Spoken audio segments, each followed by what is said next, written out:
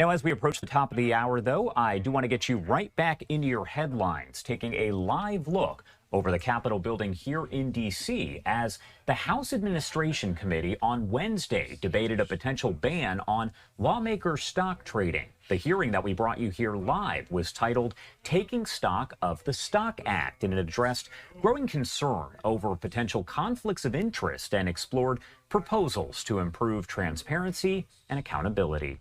You did hear from Congressman Bryan Steil, a Wisconsin Republican. He's the chair of the House Administration Committee, and he actually joins us live now to discuss more about it. Congressman, thank you so much for taking the time to be here with us today. Thanks for having me on. Of course. And first off, for folks who just kind of get bits and pieces of all of this and maybe didn't see the hearing here yesterday, can you explain overall what the purpose was?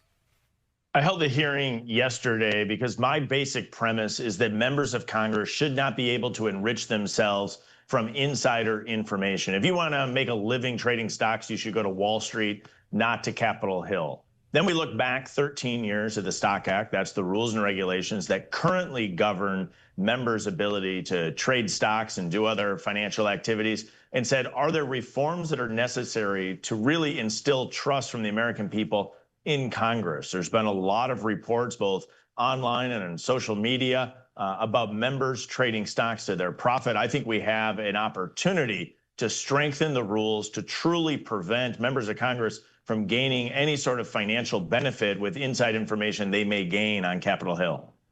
During that hearing, and again, we broadcast it live here on LiveNOW from Fox, did you get any new insights, anything that the experts had to say that kind of caught your attention or maybe even caught you off guard? Well, we brought in the experts because what we want to do is get this right. There's been attempts in Congress to rush this process and ultimately resulting in failure. What I want to do is take the basic premise, which is actually incredibly simple, that members of Congress should not profit from insider information, and then get the nuance of that correct to make sure that we're blocking all the potential loopholes. We discussed spouses, we discussed dependent children, and if you think of a traditional family, maybe that's pretty easy to understand. If you end up in a family where maybe you have an adopted child, you're under a divorce or law decree in a given state, there's some complexities that we have to work around, but I believe that we can do that, and at the end of the day, still get to the right result, which is preventing members of Congress from financially benefiting from insider information. So it's more than just the member. It's going to involve spouse and dependent children, and we got to make sure that we get this right. And then we need to build consensus here on Capitol Hill to get this passed, not only in the House, but across the United States Senate and signed into law. And something that's interesting is a lot of times currently you don't see both sides, Democrats and Republicans, kind of coming together and having the same views. But there was that news conference that was held right before the hearing where you heard from Republicans and also Democrats. So to have that bipartisan support, what does that say to you? Well, I think there is a broad understanding that the American people's trust in Congress is not high. And we have an opportunity to make significant improvements. There's been a lot of reports over the years, in particular as it relates to members trading stock to their financial benefit. We talked at the hearing about a former US Senator that sold all but one of his shares of stock before the COVID pandemic. What was the driving force of that? The challenges and the burdens that it takes to actually prove insider trading from a standard that's required by the United States Department of Justice. So can we put rules in on the front end? And so I think there is a group of members that recognize the challenge and the problem and want to come together to get this done. That said, there's others that would rather we do nothing. And so that's why I'm trying to run a process here that can ultimately get us to 218 votes to get this across the line, not rush the process, but make sure that we get it done in a thoughtful, structured, and cerebral way. And that's why I held the hearing yesterday.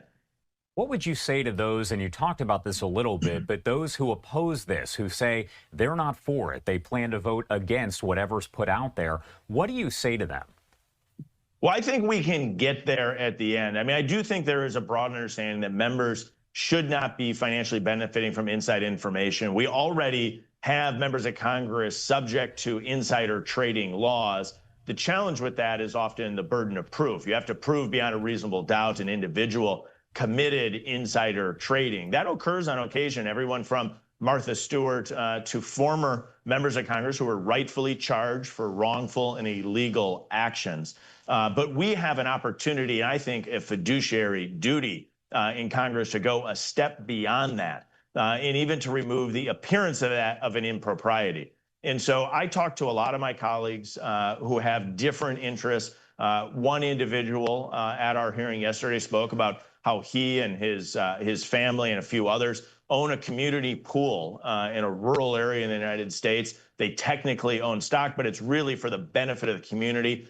How do we make sure that we don't close a pool in a rural community, but how do we make sure that members aren't trading on stocks just before a vote or before a major national pandemic? That's where the trust is lacking with the American people. And I think we have an ability to make sure that we get this right and ultimately prevent members of Congress from benefiting from inside information.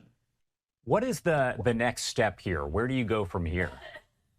We're having a lot of conversations. In the House of Representatives, we have 435 members, and I need 218 of us to agree on one single bill to get this across the line. That's harder than it may sound some days on Capitol Hill, where we have significant divides. And again, I do think, though, the principle unites us. I think everyone understands that members of Congress should not be financially benefiting from inside information. We can roll anyone that disagrees with that. But we need to make sure that we get the nuance right. We're having a lot of conversations, meeting. We're soliciting input from experts and stakeholders alike, hopefully to be in a position to come forward with new rules and regulations that really put this to bed once and for all.